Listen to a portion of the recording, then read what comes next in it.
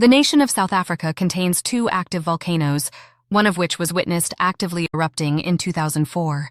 As strange as this might sound, it is completely true, but it happened to occur in an area most people do not think of when they imagine South Africa as a country.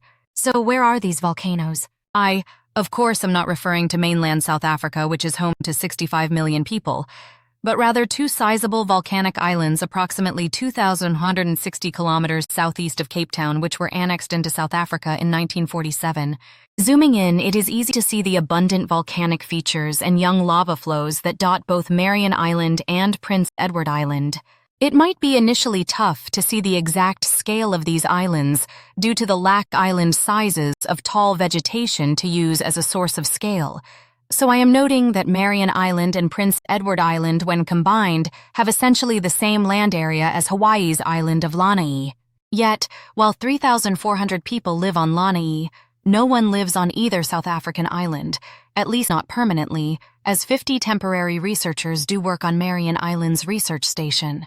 While snow frequents the tallest point on Marion Island, which rises 1,240 meters or former glacier extent, 1,168 feet above sea level, it was not so long ago, geologically speaking, that the vast majority of the island was covered in thick glaciers.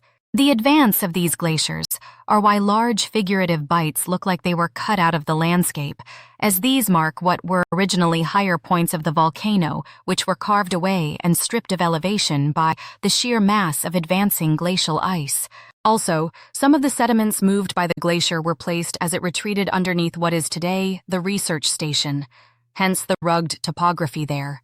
The exact history of when these glaciers existed isn't 100% clear, but we know for a fact that they existed between at least 55,000 years ago and 17,000 years ago.